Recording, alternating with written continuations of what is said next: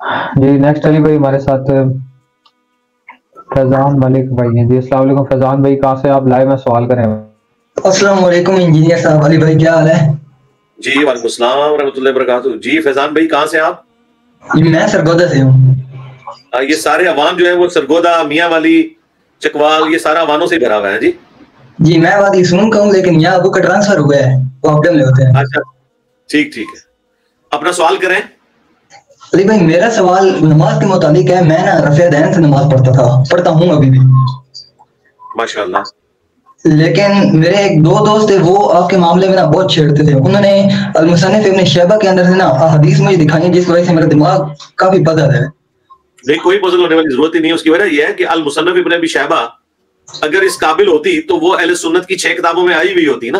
سب سے پہلی بات یہ کہ پزل کیسے ہو گیا.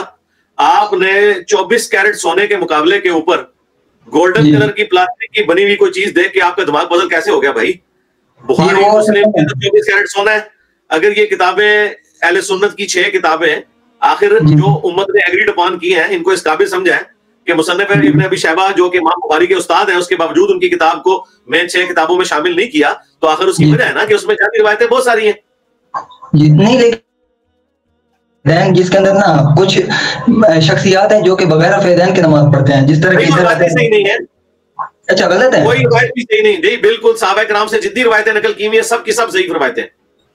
اوکے جی آپ میرا 70B مسئلہ دیکھیں, رفع الیدین سے متعلق فرقہ وارانہ نظریات کا تحقیقی جائزہ. اس میں 2 گھنٹہ 20 منٹ میں بولوں میرے بھائی, میں نے یہ ساری باتیں ڈسکس کی ہیں. شاہ ولی اللہ دہلوی, جنہیں بریلوی, دیوبندی, اہل حدیث تینوں کہتے ہیں, یہ 12ویں صدی کے مجدد ہیں. 1176 ہجری میں فوت ہوئے. بریلوی, دیوبندی, اہل حدیث تینوں کے بڑے بابے بھی انہیں مجدد مانتے ہیں. احمد رضا بریلوی بھی, اشرف علی تھانوی بھی, یہ سب لوگ شاہ ولی اللہ دہلوی کو مجدد مانتے ہیں. انہوں نے ایک شورا پاک تصنیف لکھی ہے حجت اللہ البالغہ. اس میں انہوں نے جہاں 6 کتابوں کا تعارف کروایا ہے, آپ میرا مسئلہ نمبر 197 دیکھیں تقلید کے اوپر. اس میں بھی میں نے وہ ایک ایک چیز امیج ان کا دکھایا ہے. انہوں نے کہا ہے کہ جب بخاری اور مسلم کو کمپیئر کرو تم مصنف ابن ابی شیبہ اور اس طرح کی کتابوں سے, تو تمہیں بعد المشرقین نظر آئے گا, زمین و آسمان کا فرق نظر آئے گا. اس کی وجہ یہ ہے, انہوں نے پھر وجہ بھی بتائی, ان کی وجہ یہ ہے کہ بخاری اور مسلم پوری احتیاط کے ساتھ جمع کی گئی ہیں, جبکہ یہ جو مصنف ابن ابی شیبہ اور یہ جو باقی کتابیں ہیں ان میں احتیاط کا وہ پہلو نہیں رکھا گیا. اور اس چیز کو اشارتاً امام مسلم نے بھی اپنے مقدمے میں لکھا ہے. صحیح مسلم میں امام مسلم نے سٹارٹنگ میں 92 روایات جو مقدمے کی لکھی ہیں, ان میں انہوں نے ایک جملہ لکھا ہے جو میں نے پورا مقدمہ پڑھایا بھی اپنی ویڈیو میں, کہ جو علماء ہمارے زمانے میں ہزاروں کی تعداد میں حدیثیں جمع کر رہے ہیں اپنی کتابوں میں, وہ امت کو یہ نہیں بتا رہے کہ یہ روایتیں ضعیف ہیں. یہ لوگ علماء کی بجائے جہل کہلانے کے حقدار ہیں. اور انہوں نے کہا ایک وقت آئے گا کہ یہ ساری روایتیں فٹ ہو جائیں گی امت کے گاٹے میں. اور دیکھیں امام مسلم نے 1200 سال پہلے ایک پریڈکشن کی تھی کہ یہ روایتیں امت کے لیے نقصان دہ ثابت ہوں گی, جب بعد میں لوگ کہیں گے جی کتابیں ہماری بھی حدیثیں ہیں موجود ہیں کتابوں میں. لیکن دیکھ لیں اللہ نے اپنے دین کی کیسی حفاظت کی ہے کہ آج کسی بریلوی کی جرت بھی نہیں وہ کہے کہ بخاری مسلم جو ہے وہ ان کو ہم نہیں مانتے اور ہم مصنف ابن ابی شیبہ کو اس کے اوپر لے آتے ہیں. نہیں, امام احمد بریلوی نے بھی لکھا ہے قرآن کے بعد سب سے افضل بخاری اور مسلم ہے. اشرف تھانوی نے بھی لکھا ہے قرآن کے بعد سب سے افضل بخاری اور مسلم ہے. اور تو اور باپا جانی مدری چینل والے الیاس قادری صاحب وہ کہہ رہے تھے قرآن کے بعد سب سے افضل کتاب بخاری شریف ہے. تو یہ خالی فضیلتیں بتانے کے لیے ہیں, ماننے کے لیے نہیں ہے. ٹھیک ہے, تو مصنف ابن ابی شیبہ میں اس طرح کی جو روایتیں صحابہ کے حوالے سے بالکل جعلی روایتیں, وہاں میری ویڈیو دیکھیں. اگر یہ روایتیں اس قابل ہوتی تو یہ بخاری مسلم ابو داؤد ترمذی نسائی ابن ماجہ میں بھی آئی ہوئی ہوتی. ایک روایت صرف ان کے پاس آئی ہے ترمذی میں اور ابو داؤد میں اور نسائی میں, اس کے ساتھ بھی امام ترمذی نے اس کے اوپر لکھ دیا ہے کہ عبداللہ ابن مبارک کہتے تھے کہ ابن مسعود کی حدیث ثابت ہی نہیں ہے, اور امام ابو داؤد نے لکھا یہ حدیث صحیح نہیں ہے. ایک روایت تھی ان کے پاس, اس کے ساتھ بھی جو اماموں نے کیا وہ آپ دیکھ لیں. ٹھیک ہو گیا. سیکنڈ کوسچن کریں عوام صاحب اپنا.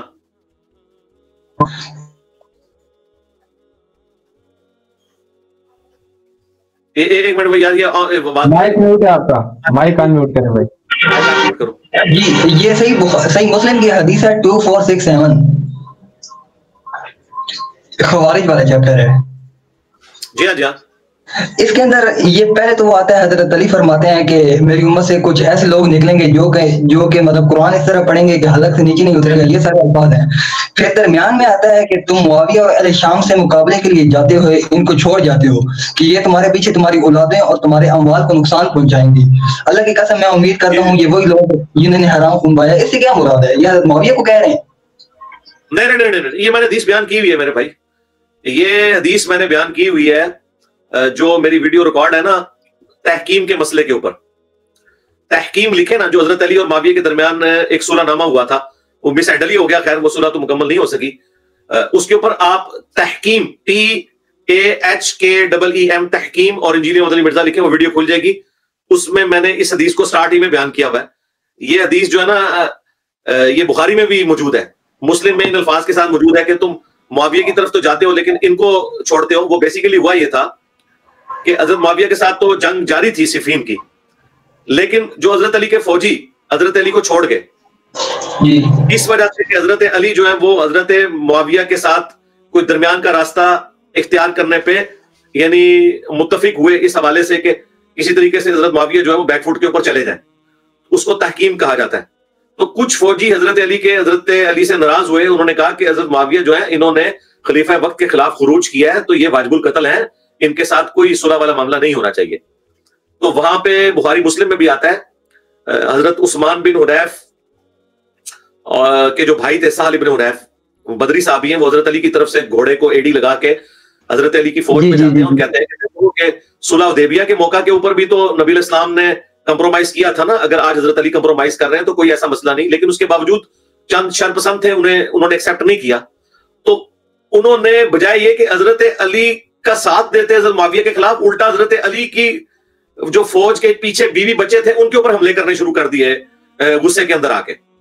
تو پھر حضرت علی نے کہا کہ معاویہ سے تو ہم بعد میں نپٹیں گے، اب وہ تو شام میں بیٹھا ہوا ہے، لیکن یہ ہمارے گھروں پہ تو ان کے تو خود یعنی بال بچے جو ہیں وہ خوارج کے وہ تو کوفے میں ہیں، اور یہ ہماری بستیوں میں گھس کے ہمارے بال بچوں کو قتل کریں گے، تو پہلے ہمیں خوارج کے ساتھ جنگ کرنی پڑے گی۔ پھر حضرت علی نے ان کو آمادہ کیا، پھر جنگ نہروان ہوئی جس میں خوارج قتل کیے گئے۔ تو خارجی چونکہ حضرت علی کو چھوڑ چکے تھے، تو بجائے کہ جا کے حضرت معاویہ سے لڑتے، وہ الٹا حضرت علی کے جو فوجی ہیں ان کے بیوی بچوں کے اوپر انہیں حملے کرنے شروع کر دیے۔ پھر حضرت علی کو یہ گھر کا فتنہ ختم کرنا پڑا، جس طرح آج بھی خوارج کو آپ دیکھ لیں، یعنی ان خوارج سے پوچھیں کہ انہوں نے امریکہ کو کیا نقصان پہنچانا تھا، انہوں نے پاکستان کے فوجی شہید کرنے شروع کر دیے۔ امریکن تو ڈرونز کے اندر ان کو اس طرح ٹارگٹ کرتے تھے کہ یہ لوگ امریکن ڈرون کا مقابلہ نہیں کر سکے، ٹھیک ہے، تو ان کا تو مقابلہ نہیں کر سکے، یہ آگے پاکستانیوں کو مارنا شروع ہو گئے۔ یہ سیم وہی مینٹلٹی ہے اس زمانے میں بھی، بجائے یہ کہ تمہارا دشمن جو تھا وہ تو معاویہ تھا، حضرت علی کو تم نے چھوڑا ہی اس وجہ سے کہ حضرت علی معاویہ کے ساتھ صلح کیوں کر رہے ہیں، تو اب معاویہ سے ہی لڑو نا، جا کے الٹا حضرت علی سے لڑنا شروع کر دیا، ٹھیک ہے۔ تو یہ تھا اصل میں اس کا بیک گراؤنڈ۔